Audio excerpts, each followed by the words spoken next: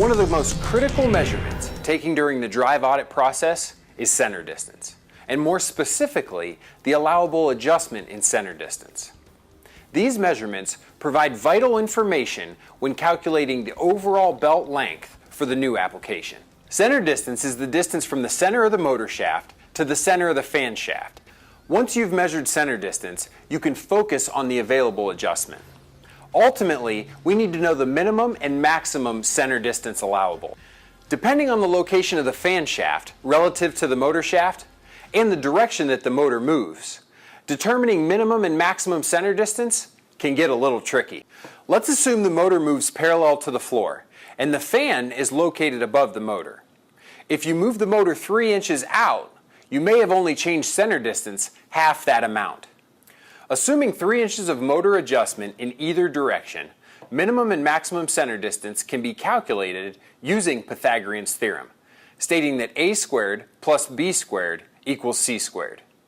In this case, a equals run, b equals rise, and c equals center distance. So we measure current center distance at 42.42 inches, current run at 30 inches, and current rise at 30 inches. Each of these measurements can be taken with a simple tape measure. After measuring the amount of motor adjustment, we can recalculate center distance by changing A or the run to reflect the motor adjustment.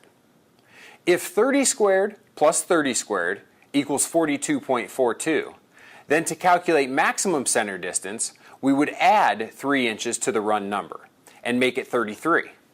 33 squared plus 30 squared equals 44.59. To calculate minimum center distance, we would subtract 3 inches from the run number and make it 27.